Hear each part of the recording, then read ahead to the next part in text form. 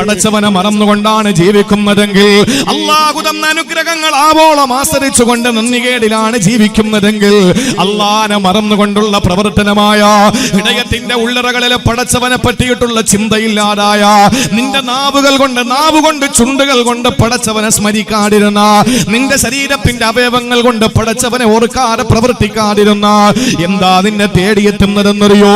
അല്ലാഹ് പറയുകയാണ്, ഫൈനലഹു മഈസത്തൽ ലങ്കാ, അവന്റെ ജീവിതത്തെ ഇടുക്കമാക്കുന്നതാണ്.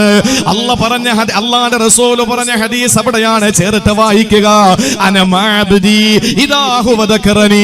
ഞാൻ എന്റെ അടിമയോടൊപ്പം ഉണ്ടാകും സഹായത്തിന് അവൻ എന്നെ ഓർക്കുമ്പോഴല്ല. ഇവിടെ നിങ്ങളൊന്ന് ചിന്തിക്കുക. അല്ലാഹ് പറയുകയാണ്, എന്നെ ഓർമ്മയില്ലാതെ ജീവിക്കുന്ന മനുഷ്യ, എന്നെ മറന്നുകൊണ്ട് ജീവിക്കുന്ന മനുഷ്യ, നിന്നെ ഞാൻ ചെയ്യുന്നത് എന്തെന്നറിയോ? നിന്റെ ജീവിതത്തെ ഞാൻ കുടുസാക്കി കളയുന്നതാ. പ്രാരാബ്ധങ്ങളും പ്രതിസന്ധികളുമാക്കി നിന്റെ ജീവിതത്തെ അല്ലാഹു തആല ഛന്നഭിന്നമാക്കുന്നതാ. സഹോദരങ്ങളെ, ആ സമയത്ത് എന്റെയും നിങ്ങളുടെയും പ്രശ്നങ്ങൾക്ക് പരിഹാരമായി പിന്നെ ആരാ നമുക്ക് സഹായത്തിനുള്ളത്? അല്ലാഹു നമ്മുടെ ജീവിതത്തെ കുടുസാക്കി കളഞ്ഞ, ആരരി തന്നാലെന്താ, ആരാട് തന്നാലെന്താ, ആര് പയറ് തന്നാലെന്താ? ജീവിതത്തിൽ എന്റെ പ്രിയപ്പെട്ടവരെ, പടച്ചവൻ നമ്മളെ കൈയൊഴിഞ്ഞ, അല്ലാഹു നമ്മളെ കൈയൊഴിഞ്ഞു കഴിഞ്ഞാൽ, പടച്ചതമ്പുരാ നമ്മളെ ജീവിതത്തെ കുടുസാക്കി കളഞ്ഞാൽ ആരും പിന്നെ സഹായിക്കാൻ വരില്ല, ആരും നമ്മളെ സഹായിക്കാൻ വരില്ല. മഹാനായ ഇമാം സുർഖാനി റഹിമഹുല്ലാഹ് പറയുകയാണ്, ജീവിതത്തിന്റെ പ്രാരാബ്ധങ്ങളിൽ രക്ഷപ്പെടാൻ നിങ്ങൾക്ക് ഞാനൊരു വഴി പറഞ്ഞു തരാ. എന്നെ കേൾക്കുന്ന എന്റെ പ്രിയപ്പെട്ട പെങ്ങന്മാരോട് കൂടി പറയുകയാ, ജീവിതത്തിൽ നേരം വെളുക്കുമ്പോ പാത്രവും കലവുമായിട്ട് നിങ്ങൾ പണി തുടങ്ങുന്നതാ. രാത്രി 11 മണിയായാലും പണി തീരൂല. ലോക്ക്ഡൌൺ ആയപ്പോൾ അത് കൂടുതലാണ്. മക്കൾക്ക് ഇഷ്ടമുള്ള ഭക്ഷണം ഇഷ്ടപ്പെട്ട നേരം നമ്മൾ കൊടുക്കണം. നമ്മുടെ ഭർത്താവിന്റെ ജോലി തിരക്ക് കാരണം ഏത് സമയത്താണ് ഭക്ഷണം കൊടുക്കേണ്ടതെന്ന് അറിയില്ല.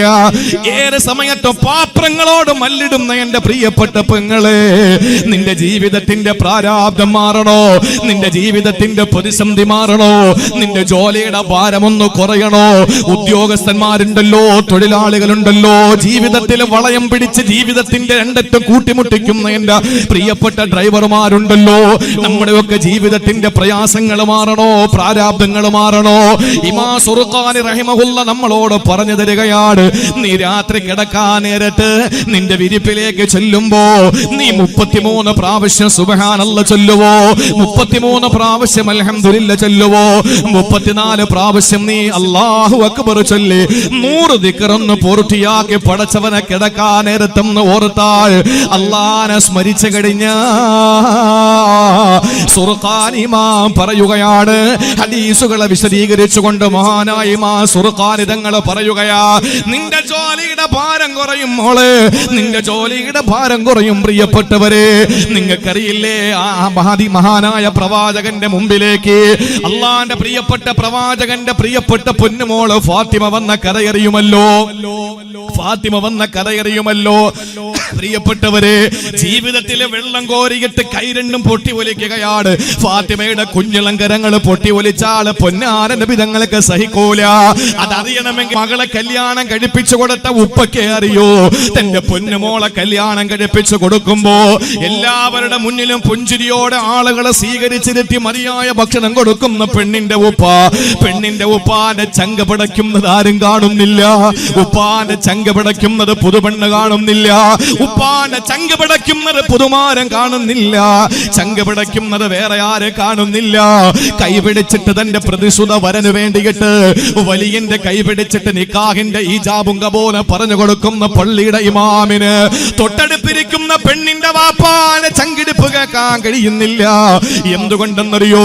അല്ലാഹുവേ, 18 വയസ്സുവരെ ഞാൻ താലോലിച്ച് കായ് വളരുന്നോ, കാല് വളരുന്നോ, തല വളരുന്നോ എന്ന് നോക്കി വളർത്തിയ, നിലത്തു വെച്ചാൽ ഉറുമ്പരിക്കും, തലയിൽ വെച്ചാൽ പേനരിക്കുമെന്ന് പേടിച്ച് ഞാൻ ആർക്കും കൊടുക്കാതെ, കഴുകനും കാക്കയ്ക്കും കൊടുക്കാതെ ഞാൻ ആറ്റുതോട്ട് വളർത്തിക്കൊണ്ടുവന്ന എന്റെ പൊന്നുമോൾ 18 വയസ്സ് പൂർത്തിയായപ്പോൾ, അല്ലെങ്കിൽ 21 വയസ്സ് പൂർത്തിയായപ്പോൾ ഇന്നലെ പരിചയപ്പെട്ട ഒരാൾക്ക് വേണ്ടി എന്റെ പൊന്നുമോളെ വിട്ടുകൊടുക്കുകയാ. ഇനി വാപ്പാക്ക് തന്റെ പൊന്നുമോളെ കൈപിടിച്ചുകൊണ്ട് വീട്ടിലേക്ക് കൊണ്ടുവരാ. അവന്റെ അനുവാദമുണ്ടെങ്കിലേ കഴിയൂ. ആ ഒരു അവസ്ഥയിൽ തന്റെ പൊന്നുമോളെ ഏൽപ്പിച്ചു കൊടുക്കുമ്പോൾ എന്റെ പൊന്നുമോളെ ജീവിതത്തിൽ ഇനി സന്തോഷമാണോ? അവിടെ എത്തുമ്പോൾ എന്റെ പ്രിയപ്പെട്ട പൊന്നുമോക്ക് നല്ല സ്നേഹം കിട്ടുമോ? എന്റെ ഭാര്യയാകുന്നവളെ ഉമ്മ കൊടുക്കുന്ന ലാളനയും സ്നേഹവും പരിലാളനയും കിട്ടുമോ? ഈ ഒരു ചിന്തയോടെ നെഞ്ചിടിക്കുന്ന ഉപ്പാന്റെ മനസ്സിന്റെ ആ താളം എന്റെ പ്രിയപ്പെട്ടവരെ അടുത്ത് നിൽക്കുന്നവർക്ക് കേൾക്കാൻ കഴിയില്ല. അള്ളാന്റെ ഹബീബ് വിവാഹം കഴിപ്പിച്ചു കൊടുത്തു അലിയാർ തങ്ങൾക്ക്. ഫാത്തിമത്തെ സഹ്റ റളിയല്ലാഹു തആല അൻഹയെ കൻഹയുടെ കെട്ടിച്ചു കൊടുക്കുമ്പോ ഒരു ദിവസം ഫാത്തിമ ബീവിയും അലിയാർ തങ്ങളും കൂടി ആയിഷ ബീവി റളിയല്ലാഹു അൻഹയുടെ അടുക്കലേക്ക് കടന്നു വരികയാ. കാരണം ആ സമയത്ത് ഹബീബായ നബി തങ്ങൾ മദീനത്ത് ആ വീട്ടിലില്ല, എവിടെയോ പോയിരിക്കുകയാണ്. കയറി വന്ന സമയത്താണ് ആയിഷ ബീവി പറഞ്ഞു, നബിയേ നബിയേ ഫാത്തിമ വന്നു, നബിയേ അലിയു വന്നു, നബിയേ അലിയു വന്നു, നബിയേ. എന്താ ആയിഷ അവര് വന്നത്? ആ സമയത്ത് ആയിഷ ബീവി റളിയല്ലാഹു അൻഹ നബി തങ്ങളോട് പറയുന്നു, നബിയേ ഫാത്തിമയും അലിയും വന്നത് സങ്കടം ബോധിപ്പിക്കാനാ. പാവമാണ് നബിയേ, ഫാത്തിമയുടെ കയ്യിന് പൊട്ടാനൊരു സ്ഥലമില്ല. ഫാത്തിമ വെള്ളം കോരിയിട്ട്, ഫാത്തിമ ആട്ടുകല്ല് പിടിച്ചിട്ട്, ഫാത്തിമയുടെ വീട്ടിലെ അടുക്കള പണി ചെയ്തിട്ട് രണ്ട് കൈകളും ഇങ്ങനെ പൊട്ടി ഒലിക്കുന്നു നബിയേ. അതുകൊണ്ടൊരു സേവകനെ ചോദിച്ചു വന്നതാ, ഒരു സർവന്റിനെ ചോദിച്ചു വന്നതാണ്, ഒരു ഖദ്ദാമയെ ചോദിച്ചു വന്നതാ. ആ സമയത്ത് അല്ലാഹുവിന്റെ റസൂലിന്റെ കണ്ണുകൾ ചുവക്കുകയാ. നബി തങ്ങൾക്ക് സങ്കടം വരുമ്പോൾ രണ്ട് പുരികത്തിനിടയിലെ ഞരമ്പ് ഊതി വീർത്തു വരുമെന്നാണ് ആയിഷ ബീവിക്കറിയാം. അല്ലാഹുവിന്റെ ഹബീബിന്റെ നെറ്റിത്തടം വല്ലാതെ ഞരമ്പ് ഇങ്ങനെ ഊതി വീർത്ത് നിൽക്കുകയാണ്, തടിച്ചു നിൽക്കുകയാ. സങ്കടം സഹിക്കാൻ പറ്റുന്നില്ല. നബി തങ്ങൾ വീട്ടിലേക്ക് വന്നത് രാത്രിയാണ്. ഇനി അലിയാര് തങ്ങൾ പറയട്ടെ ബാക്കി കഥകൾ. അലി തങ്ങൾ പറയുകയാണ്, ഞാനും എന്റെ ഫാത്തിമയും നേരത്തെ കിടക്കാൻ തീരുമാനിച്ചു. അങ്ങനെ ഞങ്ങളെ കൊച്ചു ചെറ്റക്കൂരയിൽ ഞങ്ങളെ പായ വിരിച്ചു. അല്ലാഹുവിന്റെ ഹബീബിന്റെ വീട്ടിൽ പട്ടുമെത്തയില്ല, അവിടെ ഈട്ടിയുടെ കട്ടിലില്ല, തേക്കിന്റെ പരവതാനിയില്ല. പ്രിയപ്പെട്ട സഹോദരങ്ങളെ, പായ വിരിച്ചു. ഞാനും എന്റെ ഫാത്തിമയും കൂടി പനയോല വിരിച്ചു. എന്നിട്ട് കിടക്കാൻ വേണ്ടി ഞങ്ങൾ ആ വിരിപ്പിലിരിക്കുമ്പോൾ ഞങ്ങളുടെ വീടിന്റെ വാതിൽക്കൽ വന്നാരോ മുട്ടുകയാ. അലിയാര് തങ്ങളാണ് ബാക്കി കഥ പറയുന്നത്. അലിയാര് തങ്ങൾ പറയുന്നു, ഞാൻ കഥക തുറന്നു നോക്കുമ്പോ സുബ്ഹാനല്ലാഹ്, എന്റെ പൊന്നാര നബി തങ്ങൾ എന്റെ വീട്ടിൽ വന്നിരിക്കുകയാ. ആയിഷ ബീവിയും മുത്തുനബിയും താമസിക്കുന്നതിന്റെ കുറച്ച് പുറകിലാണ് ഫാത്തിമയുടെ വീട്. പ്രിയപ്പെട്ടവരെ, അല്ലാഹുവിന്റെ ഹബീബ് ഫാത്തിമയും അലിയും ഇരിക്കുന്നതിന്റെ പായയുടെ മധ്യഭാഗത്ത് വന്നിരുന്നു. എന്നിട്ട് ഫാത്തിമയോടും അലിയോടും പറഞ്ഞതെന്തെന്നറിയോ? എന്റെ പ്രിയപ്പെട്ട അലിയെ, എന്റെ പൊന്നുമോളെ ഫാത്തിമ, നീ സെർവന്റിനെ ചോദിച്ചുകൊണ്ട്, ഒരു സേവകനെ ചോദിച്ചുകൊണ്ട് ആയിഷയുടെ അടുത്ത് വന്നല്ലേ? എന്നാ പൊന്നുമോളെ, അലാ ഉഅല്ലിമുകുമാ, ഞാൻ നിങ്ങൾക്ക് പറഞ്ഞു തരട്ടെയോ? ഖൈറും മിമ്മാ സഅൽതുമാനി, നിങ്ങൾ എന്നോട് ചോദിച്ചതിനേക്കാൾ കരണീയമായ അഭികാമ്യമായ ഒന്ന് ഞാൻ നിങ്ങൾക്ക് പറഞ്ഞു തരട്ടെ. ഇദാ ഖദതുമാ മലാജിഅകുമാ, നിങ്ങൾ വിരിപ്പിലേക്ക് എത്തിക്കഴിഞ്ഞാൽ, പായ വിരിച്ചിട്ട് എന്റെ പൊന്നുമോളെ, എന്റെ പൊന്നുമോനെ അലിയെ, നിങ്ങൾ ഇവിടെ എത്തിക്കഴിഞ്ഞാൽ തുകബ്ബിറാനി അർബഅൻ വസലാസി വതുസബ്ബിഹാനി സലാസൻ വസലാസി വതുഹമ്മിദാനി സലാസൻ വസലാസി, 33 പ്രാവശ്യം സുബ്ഹാനല്ലാഹ്, 33 പ്രാവശ്യം അൽഹംദുലില്ലാഹ്, 34 പ്രാവശ്യം നിങ്ങൾ അല്ലാഹു അക്ബർ രണ്ടുപേരും ഒന്ന് പറയുമോ? ഖൈറുൻ ഫഹുവ ഖൈറുൽ ലകുമാ മിൻ ഖാദിമി, ഒരു ഖാദിമിനെ കിട്ടുന്നതിനേക്കാൾ നിങ്ങൾക്കത് അഭികാമ്യമാണ്. റവാഹുൽ ബുഖാരി, നബി മുഹമ്മദ് മുസ്തഫ സല്ലല്ലാഹു അലൈഹി വസല്ലമ തങ്ങൾ പഠിപ്പിച്ചു കൊടുക്കുക. സങ്കടപ്പെട്ട് പൊന്നുമോളുടെ കൈപൊട്ടി ഒലിക്കുന്ന രംഗം കണ്ടിട്ട് വീട്ടിലേക്ക് വന്ന് വാതിൽ തുറന്നു കൊടുത്ത മരുമകന്റെയും മകളുടെയും വിരിപ്പിന്റെ മധ്യേ ആ ഹബീബായ മുത്തുനബി ഇരുന്നിട്ട് രണ്ടുപേരോടും പറയുകയാണ്, ഞാൻ നിങ്ങൾക്ക് രണ്ടുപേർക്കും പഠിപ്പിച്ചു തരാം. നിങ്ങൾ രണ്ടുപേരും കിടക്കാൻ നേരത്ത് 33 വീതം ഈ പറഞ്ഞ തസ്ബീഹുകൾ ചൊല്ലി, തഹ്മീദും ചൊല്ലി, നിങ്ങൾ തക്ബീറും ചൊല്ലി 100 പൂർത്തിയാക്കിയാൽ ഒരു ഖാദിമിനെ നിങ്ങൾക്ക് കിട്ടുന്നതിനേക്കാൾ അഭികാമ്യമാണ് എന്ന് പറഞ്ഞ ഈ ഹദീസിന്റെ വ്യാഖ്യാനത്തിലാണ് ഇമാം സുറഖാനി തങ്ങൾ പറഞ്ഞത്, നിങ്ങളുടെ ജോലി ഭാരം കുറയാൻ, നിങ്ങൾക്ക് പറ്റിയത് കിടക്കാൻ നേരത്ത് ഈ തസ്ബീഹ് ചെല്ലലാണ്. എത്ര സമയം വേണം? എത്ര സമയം വേണം? പെണ്ണുങ്ങൾക്ക് അതിന് സമയമുണ്ടോ? കാരണം ഇപ്പൊ ഓൺലൈൻ ക്ലാസ് ആയതുകൊണ്ട് അവരുടെ കയ്യിൽ മൊബൈൽ കിട്ടുന്നത് കുട്ടികൾ ഉറങ്ങിയതിന് ശേഷമാണ്. അപ്പൊ അതുകൊണ്ട് തന്നെ സമയം കിട്ടാറില്ല. ജീവിതത്തിൽ നിങ്ങളുടെ പ്രാരാബ്ദം ഒഴിഞ്ഞ ദിവസമുണ്ടോ? നിങ്ങൾ നേരം വെളുക്കുമ്പോ അടുക്കളയിൽ കയറുന്നതല്ലേ? പിന്നെ നിങ്ങൾ പാത്രങ്ങളോടുള്ള മല്ലയുദ്ധമല്ലേ നിങ്ങൾ നടത്തുന്നത്? നിങ്ങൾക്ക് എപ്പോഴാണ് അടുക്കളയിൽ നിന്ന് ഇറങ്ങാൻ പറ്റുക? ഒന്ന് ചിന്തിച്ചു നോക്ക്. അടുക്കളയിൽ നിന്ന് എപ്പോഴാണ് പുറത്തിറങ്ങുന്നത്? രാത്രി 10 മണിക്കും 11 മണിക്കും അടുക്കളയിൽ ചെന്നാൽ രാവിലെ മുതൽ കഴിച്ച ഭക്ഷണത്തിന്റെ പാത്രങ്ങൾ ആകെ 3 പേരേ ഉള്ളൂ. ആകെ 3 പേരേ ഉള്ളൂ. കെട്ടിയോനും കുട്ടിയോളും ഇത്രയേ ഉള്ളൂ. പക്ഷെ എന്താ സംഭവിക്കുന്നത്? പണി കൂടുതലാണ്. ഇതൊക്കെ മാറാനുള്ള, ഇതൊക്കെ പറഞ്ഞാൽ നമുക്ക് തിരിയുന്ന ഒരുത്തി ഉണ്ടായിരുന്നു. അവരുടെ പേരാണ് സയ്യിദത്തുന ഫാത്തിമത്തുൽ ബത്തൂൽ. അതുകൊണ്ടാണ് ഫാത്തിമ റളിയല്ലാഹു തആല അന്നക്ക് ഇത്രയും പ്രോജ്വലത അല്ലാഹു തആല നൽകിയത്. നബി തങ്ങൾ പറഞ്ഞപ്പോ അത് ഉൾക്കൊണ്ടു. ഖാദിമിന് നമ്മളെ മക്കളെങ്ങാനും വന്നിട്ട് കെട്ടിച്ചെടുത്തുന്നിട്ട് പറയാ, ആകെ വിഷമമാണ്, എന്റെ ഭർത്താവിന്റെ തുണി കഴുകണം, ഭർത്താവിന്റെ വാപ്പാന്റെ കഴുകണം, അവന്റെ അനിയന്റെ കഴുകണം, ചേട്ടന്റെ കഴുകണം, ഇതെല്ലാം കഴുകിടുമ്പോ അമ്മായി അമ്മ ഉടുത്തിരിക്കുന്നത് കൊണ്ടിടും, ആകെ ബുദ്ധിമുട്ടാണെന്ന് പറയുമ്പോ വാപ്പ പറഞ്ഞു കൊടുക്കാം, മോളെ അപ്പൊ ഞാനൊരു കാര്യം പറയാ, മോക്ക് നല്ല ഒരു കാര്യം. നമ്മളിത് കേൾക്കുമ്പോൾ തന്നെ വാഷിംഗ് മെഷീൻ 2 വാങ്ങിക്കൊണ്ട് കൊടുക്കും. അതല്ല, നമ്മൾ മകളോട് പറയാണ്, നീ കിടക്കാൻ നേരത്ത് ഒരു 10 ലാ ഇലാഹ ഇല്ലല്ലാഹ് ചൊല്ലിക്കോ, നിന്റെ ജോലിയുടെ ഭാരം കുറയും, ഇതൊക്കെ മാറിക്കിട്ടുമെന്ന് പറഞ്ഞാൽ നമ്മുടെ മകള് കേൾക്കുവോ? നമുക്ക് പറഞ്ഞ നമ്മുടെ മകള് നല്ലതുപോലെ നമ്മളോട് ഇടപെടുവോ? ഒന്ന് ചിന്തിച്ചു നോക്ക്. ഇവിടെയാണ് ഉപ്പയും മകളും ആത്മീയ നിർവൃതിയിൽ, ആത്മീയ ലോകത്തെ ഏറ്റവും വെള്ളരിപ്രാവുകളായി നമ്മുടെ മുമ്പിൽ മഹിതമായ മാതൃക മാലോകർക്ക് തുറന്നു കൊടുക്കുന്നത്. ജീവിതത്തിൽ നമുക്ക് ഏറ്റവും വലിയ മാതൃക ഫാത്തിമ റളിയല്ലാഹു അൻഹയുടെ മാതൃകയാണ്. അതുകൊണ്ട് ജോലി ഭാരം കുറയും എന്ന് പറഞ്ഞാൽ പ്രതിസന്ധികളും വിഷമങ്ങളും ഏത് ഘട്ടത്തിലും അല്ലാഹു തആല നമുക്ക് മാറ്റിത്തരും. അല്ലാഹു തൗഫീഖ് നൽകി അനുഗ്രഹിക്കുമാറാവട്ടെ. അല്ലാഹു നമ്മുടെ ജീവിതത്തിൽ എല്ലാ മാനസിക വിഷമങ്ങളും അല്ലാഹു തആല മാറ്റിത്തരട്ടെ. ദിക്ർ ചൊല്ലിയാൽ ഒരുത്തരും നമ്മളെ തൊടാൻ പോകുന്നില്ല. ഒറ്റ ഒരുത്തരും നമ്മുടെ രോമത്തെ തൊടാൻ പറ്റില്ല. അള്ളാഹുവിനെ ഓർത്തു കഴിഞ്ഞാൽ ഇദാ ഹുവ ദക്കറനി, എന്നെ എന്റെ അബ്ദ് ഓർത്താൽ അന മഅബ്ദി, ഞാൻ അവനോടൊപ്പം ഉണ്ടെന്ന് പറഞ്ഞത് ഹബീബായ നബി തങ്ങളാണ് നമ്മെ പഠിപ്പിച്ചത്.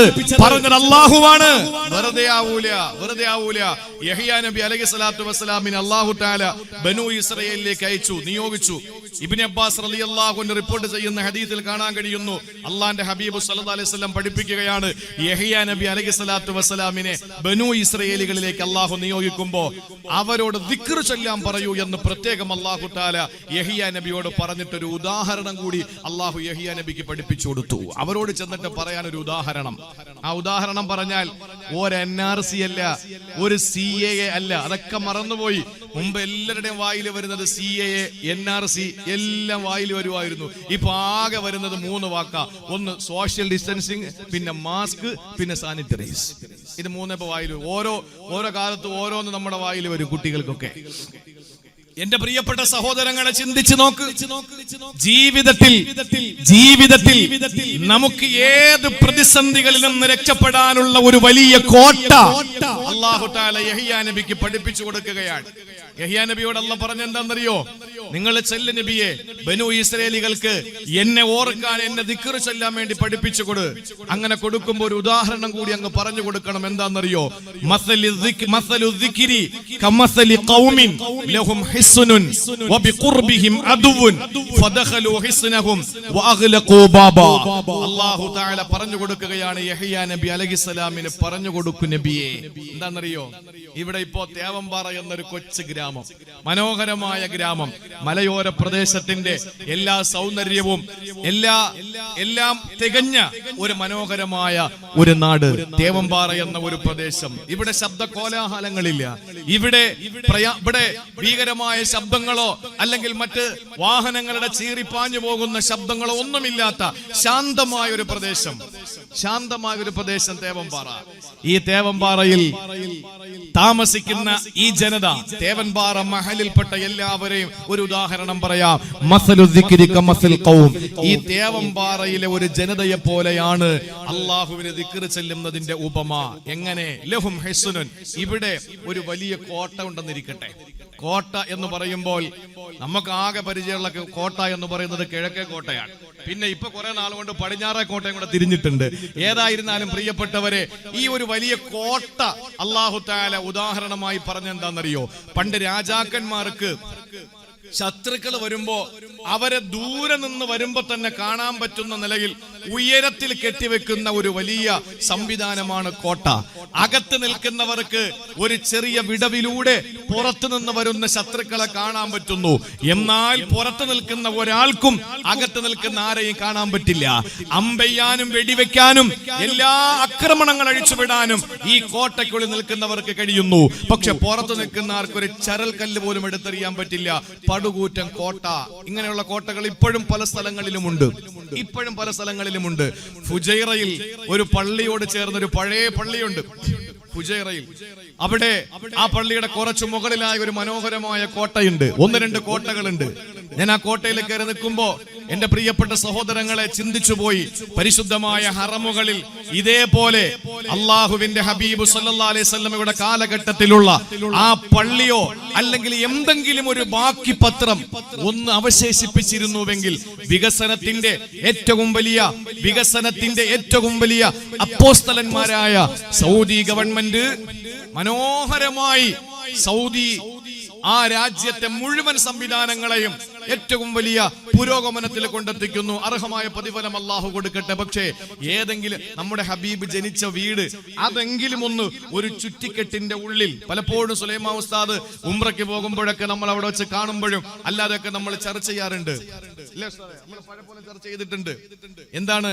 നബിതങ്ങൾ ജനിച്ച വീടുണ്ടല്ലോ, അത് പൊളിച്ചു കളയാതെ അത് അങ്ങനെ തന്നെ വെച്ചിരുന്നെങ്കിൽ നമുക്ക് കാണാൻ എത്ര മനോഹരമാണ്. ഇപ്പൊ മമ്പുറത്ത് സിയാറത്തിന് പോയി. മമ്പുറം തങ്ങളെ സിയാറത്ത് ചെയ്യാൻ വേണ്ടി മമ്പുറത്ത് കയറി. ഞാൻ ഒരുപാട് പ്രാവശ്യം അവിടെ എനിക്ക് പോകാനുള്ള ഭാഗ്യം കിട്ടിയിട്ടുണ്ട്. പ്രസംഗത്തിന് അതിന്റെ സമീപത്ത് പോകുമ്പോഴും അല്ലാതെയുമൊക്കെ ഒന്ന് സിയാറത്ത് ചെയ്യാൻ വേണ്ടി കയറി. അപ്പോ ഏറ്റവും ഒടുവിൽ സിയാറത്ത് ചെയ്യാൻ വേണ്ടി പോകുമ്പോ ബഹുമാനപ്പെട്ട നമ്മളോട് ഏറ്റവും അടുത്ത ഒരു സയ്യിദ്, നമ്മളൊക്കെ ഏറെ ബഹുമാനിക്കുന്ന ഒരു സയ്യിദ് എന്നോട് പറഞ്ഞു, ദാ ഇവിടെ മമ്പുറം തങ്ങൾ താമസിച്ച വീടുണ്ട്. മമ്പുറം തങ്ങൾ വഫാത്തായിട്ട് ഒരുപാട് സഹസ്രാബ്ദങ്ങളൊന്നും ആയില്ലല്ലോ, നൂറ്റാണ്ടുകളൊന്നും ആയില്ലല്ലോ. ആ വീടുണ്ടെന്ന് പറഞ്ഞപ്പോൾ അവിടെ ചെല്ലുമ്പോ മൂപ്പര് ഒളുവെടുത്ത സ്ഥലം, മൂപ്പർ താമസിച്ചിരുന്ന സ്ഥലം അതൊക്കെ അതേപോലെ പഴമയിൽ വെച്ചിരിക്കുന്നത് കാണുമ്പോൾ നമുക്ക് പഴയ ലോകം ഓർമ്മ വരികയാണ്. അങ്ങനെ നമ്മുടെ മുത്ത് നടന്ന വഴികൾ, അല്ലെങ്കിൽ നമ്മുടെ ഹബീബ് ഇരുന്ന ഭാഗം, നമ്മുടെ ഹബീബ് ജീവിതത്തിൽ ഒന്ന് ചരിഞ്ഞു കിടന്ന ഭാഗം, അതെങ്കിലും ഒന്ന് പഴമ നിലനിർത്തി അങ്ങനെ ഉണ്ടായിരുന്നെങ്കിൽ നമുക്ക് അതെങ്കിലും കണ്ട് നമുക്ക് ആസ്വദിക്കാൻ കഴിയുമായിരുന്നു, നിർവൃതി അടയാൻ കഴിയുമായിരുന്നു. ഇപ്പോ എല്ലാം വികസനമായി. അതുകൊണ്ടാണ് പണ്ടൊക്കെ നമ്മൾ പ്രസംഗം കേട്ടിട്ടുണ്ട്, നമ്മളും പറഞ്ഞിട്ടുണ്ട്, ചെയ്യുന്നെങ്കിൽ ഇപ്പൊ തന്നെ പോയി ഉംറ ചെയ്യണം. ഇപ്പൊ അതും പൂട്ടി. ഉംറ ചെയ്താലുള്ള ഗുണം എന്താ? ഇവിടെ ഇപ്പൊ സഫ മർവ എന്ന് പറഞ്ഞിട്ട് പർവ്വതങ്ങൾ വെച്ചിട്ടുണ്ട്, പാറക്കല്ലുകൾ വെച്ചിട്ടുണ്ട്. പർവ്വതത്തിന്റെ ഒരു ഭാഗമാണത്. നല്ല ഉയരത്തിലുണ്ടായിരുന്ന പർവ്വതം അതിന്റെ വികസനത്തിൽ ഇടിച്ചിടിച്ചിടിച്ച് ഇപ്പൊ അതിന്റെ മൂട് ഭാഗം മാത്രം വെച്ചിട്ടുണ്ട്. എല്ലാം വികസനം വരുമ്പോ എല്ലാം നഷ്ടപ്പെട്ട്, പഴമ മുഴുവനും നഷ്ടപ്പെട്ട് പുതുമയിലേക്ക് വരുമ്പോ ഇപ്പോ അറിയാൻ കഴിയുന്നു എസ്കലേറ്റർ പോലെ ഉണ്ടായി സഫാ മർവയുടെ ഇടയിൽ. ഇനി വരാൻ പോകുന്ന സംവിധാനം അതാണ്. അതേ ഉണ്ടായോ എന്ന് എനിക്കറിയില്ല. സഫയിൽ നിന്നിട്ട് കയറി നിന്നു കൊടുക്കാം, മറവേ ചെന്നങ്ങിറങ്ങും. മറവേ പോയി തിരിഞ്ഞും കയറി കൊടുക്കുക, സഫയിൽ വന്നിറങ്ങും. എന്ത് ത്യാഗം! സഈ എന്ന് പറഞ്ഞാൽ തന്നെ പരിശ്രമമാണ്. ഒരു പരിശ്രമവും ഇല്ല, നല്ല വിശ്രമമാണ്. നല്ല AC അല്ല, കയറി ഇങ്ങോട്ട് നിന്നു കൊടുത്താൽ മതി. കയ്യും ഇങ്ങനെ കെട്ടിയിട്ട് 100 റിയാൽ കൊടുത്താൽ അവിടുത്തെ അറബികൾ നമ്മളെ വീൽ ചെയറിൽ കുതിരയേക്കാൾ വേഗത്തിൽ കൊണ്ടുപോകും. അതൊന്നും അങ്ങനെ ചെയ്തിട്ട് കാര്യമില്ലല്ലോ. ഇനി ഇങ്ങനെ പോയാൽ പടച്ച തമ്പുരാനെ ചിന്തിക്കുമ്പോ അന്തം കിട്ടുന്നില്ല. 10-20 വർഷം കഴിഞ്ഞാൽ നമ്മൾ ചിലപ്പോ അങ്ങ് തന്നെ പോവേണ്ടി വരില്ല. അവിടെ നിൽക്കുന്ന ആർക്കെങ്കിലും പൈസ ഗൂഗിൾ പേ ചെയ്ത് കൊടുത്താൽ മതി, നമുക്ക് വേണ്ടി അവരങ്ങ് ഹജ്ജ് ചെയ്തോളും. ആ ഒരു അവസ്ഥയിലേക്ക് എത്തപ്പെടും. അതുകൊണ്ട് കഴിവുള്ളവര് ഈ ഹറമുകൾ തുറക്കപ്പെടുന്ന ഘട്ടം വന്നാൽ ഉടനെ ഹജ്ജ് ചെയ്തേക്കണം, ഉംറ ചെയ്തേക്കണം. അള്ളാഹു കബൂൽ ചെയ്യുമാറാവട്ടെ. 1 സെന്റ് കൊടുത്താലും 2-3 ഉംറ ചെയ്യാം. ബാക്കി പൈസ കൊണ്ട് ഇവിടെ വന്നിട്ട് വേണമെങ്കിൽ നമുക്ക് എവിടെയെങ്കിലും ഒക്കെ എന്തെങ്കിലും കച്ചവടം തുടങ്ങാം. അത്രയും ഇപ്പോ വസ്തുക്കൾക്ക് വിലയുണ്ട്. എന്നാലും നമ്മൾ പറയുന്നത് എന്താ? നമ്മുടെ കയ്യിൽ പൈസ ഇല്ല, ഹജ്ജിന് പോകാൻ പൈസ ഇല്ല, മോളെ കെട്ടിക്കട്ടെ. മോക്ക് എത്ര വയസ്സെന്ന് ചോദിച്ചാൽ പറയും ഇപ്പൊ LKG പഠിക്കുന്നതെന്ന് പറയും. അതിനി എന്നാ കെട്ടിക്കുന്നത്? നമുക്ക് ഇങ്ങനെയുള്ള കാര്യങ്ങളിലും മാത്രമാണ് അലസതയും ഗഫലത്തും. അല്ലാഹു കാത്തുരക്ഷിക്കട്ടെ.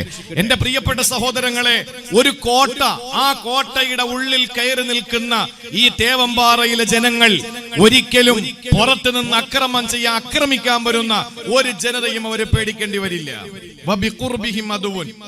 ഈ വരുന്ന വഴിയിൽ ശത്രുക്കൾ എത്തി നിൽക്കുകയാണ്. നിങ്ങളോ ഈ പള്ളി ഒരു കോട്ടയായി സങ്കല്പിക്കുക. ഈ തേവമ്പാറ മഹലിലെ മുഴുവൻ ആളുകളും പള്ളിയിൽ കയറി നിൽക്കുകയാ. പുറത്ത് നിൽക്കുന്നവർക്ക് അകം കാണാൻ പറ്റില്ല, അകത്ത് നിൽക്കുന്ന എല്ലാവർക്കും പുറത്തുള്ള ശത്രുക്കളെ കാണാം. പക്ഷെ ഈ ശത്രുക്കൾ അകത്തേക്ക് കയറില്ല, വാതിലുകൾ കൊട്ടിയടച്ചു.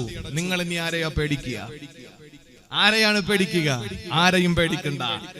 അതാണ് അല്ലാഹു തആല യഹ്യാ നബിയോട് പറഞ്ഞു, ഇതുപോലെയാണ് ദിക്റിന്റെയും അവസ്ഥ. നമ്മൾ അല്ലാഹുവിനെ ഏത് സമയത്തും ഓർത്ത് ദിക്ർ നമ്മുടെ ജീവിതത്തിൽ പതിവാക്കി കഴിഞ്ഞാൽ എന്റെ പ്രിയപ്പെട്ടവരെ, ഒരുത്തനെയും നമ്മൾ ഭയപ്പെടണ്ട. ഒരുത്തന്റെ കണ്ണുരുട്ടലിലും നമ്മൾ വരണ്ടു പോണ്ട. ഒരുത്തനും നമ്മുടെ ഈ മണ്ണിൽ നിന്ന് നമ്മളെ ആട്ടി ഓടിക്കാൻ വരില്ല. ഈ ജനിച്ച മണ്ണിൽ നമ്മൾ മരിക്കും, നമ്മൾ ജീവിക്കും, അതിൽ ഒരു സംശയവും വേണ്ട. പക്ഷെ നമ്മൾ പടച്ചോനുമായിട്ടുള്ള ബന്ധം ഉറപ്പിച്ചിരിക്കണം. എന്നെ ഓർത്താൽ ഞാൻ അവനോടൊപ്പം ഉണ്ടാകും. അതുകൊണ്ട് പ്രതിസന്ധികളും വിഷമങ്ങളും ഒക്കെ മാറട്ടെ, ജോലി ഭാരങ്ങൾ കുറയട്ടെ, അല്ലാഹു തആല ജീവിതം തുറസാക്കി തരട്ടെ, ജീവിതം സന്തോഷത്തിലാക്കി തരട്ടെ. അല്ലാഹു എപ്പോഴും അവനെ ഓർക്കാൻ നമുക്ക് തൗഫീക്ക് നൽകി അനുഗ്രഹിക്കുമാറാവട്ടെ. ഇനി എന്റെ പ്രിയപ്പെട്ട സഹോദരങ്ങളെ, ഖുർആൻ പരിചയപ്പെടുത്തിയ രണ്ടാമത്തെ ദിക്ർ ഏതെന്നറിയോ? ഒന്ന്, അല്ലാഹുവിനെ ഓർക്കുക, അവന് വേണ്ടി ദിക്ർ ചൊല്ലുക. ഇനി രണ്ടാമത് അല്ലാഹു ദിക്ർ എന്ന് പറഞ്ഞത് ഏതാണ്? ഈ ദിക്ർ എന്നും നമുക്ക് നിലനിർത്തി കൊണ്ടുപോകാൻ ഒരു ഇബാദത്ത് അല്ലാഹു പഠിപ്പിച്ചു. അതാണ് രണ്ടാമത്തെ ദിക്ർ. അതേത് ഇബാദത്താ?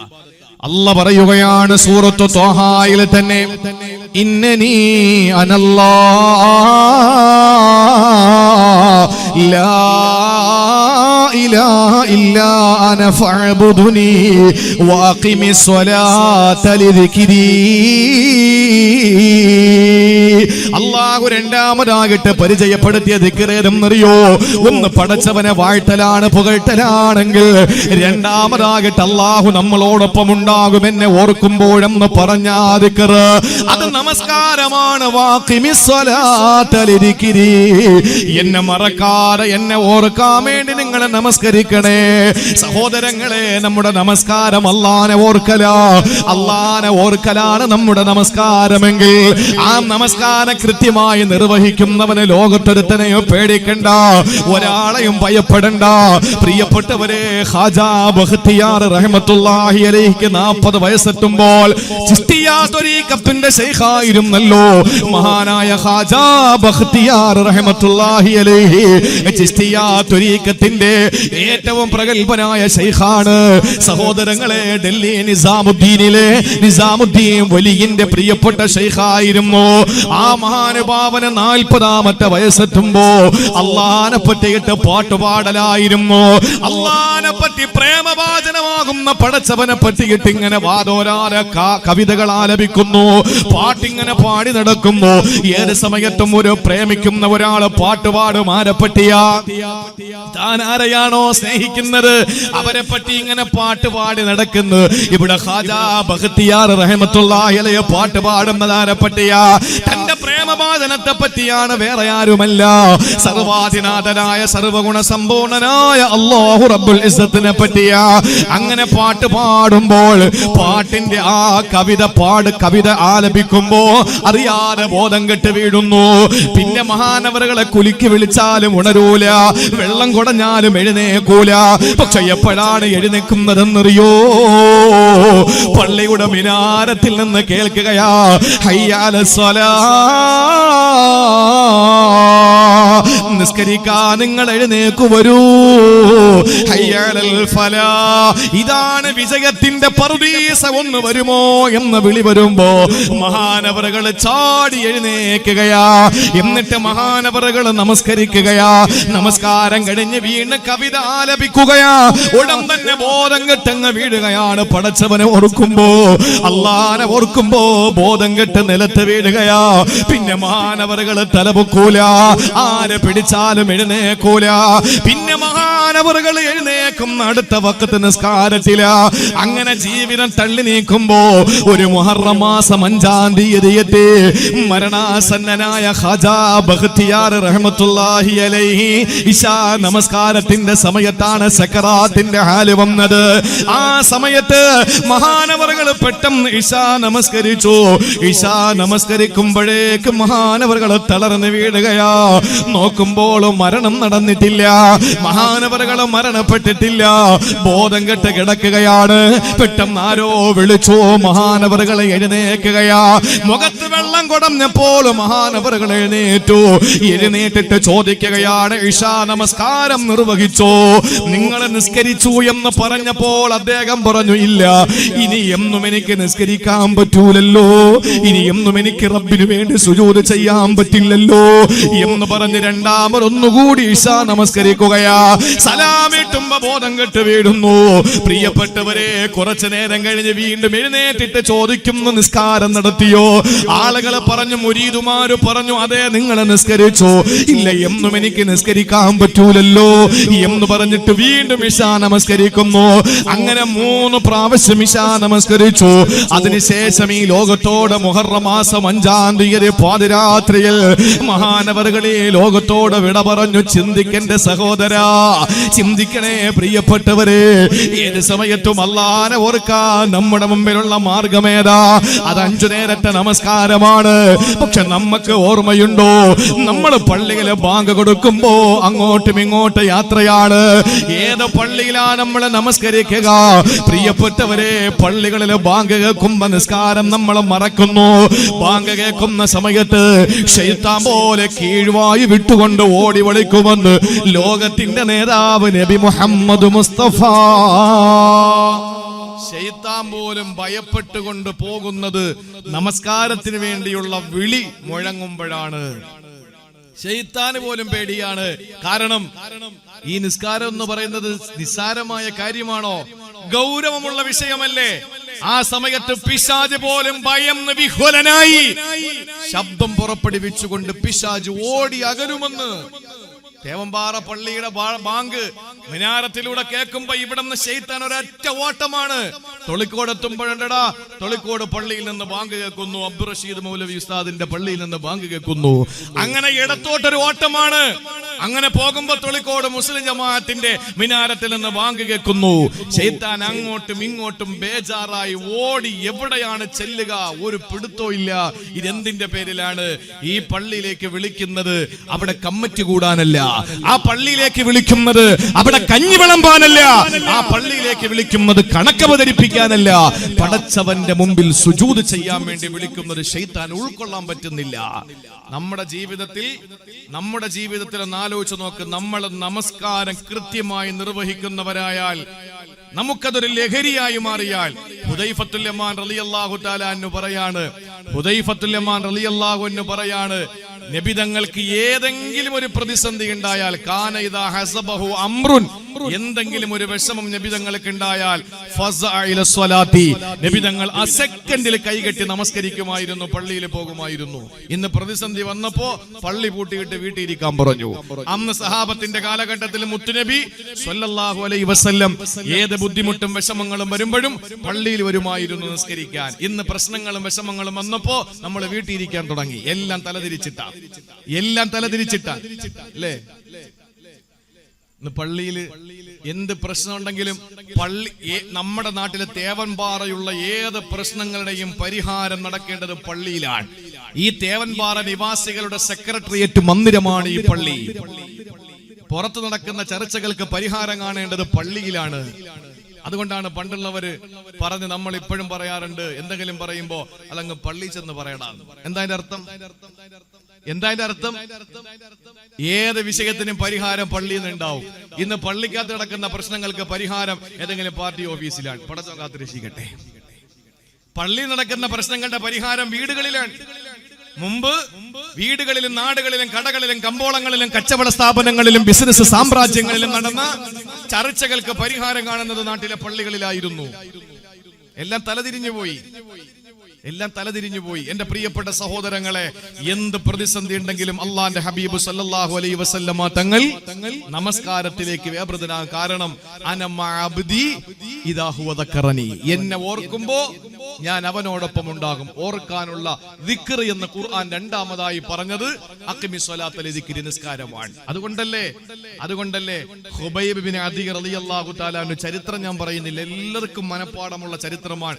ഖുബൈബ് ബിൻ അദി റളിയല്ലാഹു തആല അൻഹുവിനെ ചതിയിലൂടെ മക്കത്ത് കൊണ്ടുവന്നു. മദീനയിൽ നിന്ന് 10 പേരെ മക്കക്കാര് പുതുവിശ്വാസികൾ എന്ന വേജേനെ അള്ളാന്റെ ഹബീബിന്റെ മുമ്പിൽ ചെന്നിട്ട് 10 പേരെ ഞങ്ങളോടൊപ്പം വിട്ടുതരണമെന്ന് പറഞ്ഞു. ആസിം തങ്ങളടക്കം ഖുബൈബ് തങ്ങളടക്കം 10 പ്രമുഖരായ അറിവുള്ള പ്രഗത്ഭരായ ഖുർആൻ ഹൃദ്യസ്ഥമാക്കിയ ഖുർആനിനെ കൃത്യമായി പാരായണം ചെയ്യുന്ന നല്ല പാഠവമുള്ള 10 പേരെ വിട്ടുകൊടുത്തു. അതിൽ 9 പേരെയും കൊന്നുകളഞ്ഞു. ആസിം റളിയല്ലാഹു അൻഹുവിനെ കൊന്ന രീതിയും അദ്ദേഹത്തിന്റെ മയ്യത്തിനടുക്കൽ ഒരിക്കലും ശത്രുക്കളെ കടന്നു വരാത്തതും ഒക്കെ ചരിത്രങ്ങൾ കേട്ടാൽ നമ്മൾ അറിയാതെ നമ്മുടെ ജീവിതത്തിൽ ഇങ്ങനെയൊക്കെ നമ്മുടെ മുൻഗാമികൾ അനുഭവിച്ചിട്ടുണ്ടോ ത്യാഗമെന്ന് നമ്മൾ ചിന്തിച്ചു പോകും. നമ്മുടെ രോമമല്ല എഴുന്നേക്കുക, നമ്മൾ ഇരിക്കുന്ന കസേരയിൽ നമ്മൾ തന്നെ എഴുന്നേക്കും. കാരണം അത്രയും വികാരമാണ് നമുക്ക് അവരെ പറ്റി പറയുമ്പോൾ. ആസിം റളിയല്ലാഹു തആല അൻഹുവിന്റെ ചരിത്രം പറഞ്ഞാൽ തന്നെ നമുക്ക് 1 മണി വരെ പറയേണ്ടി വരും. ഞാൻ ആ ഭാഗത്തേക്ക് കടക്കുന്നില്ല.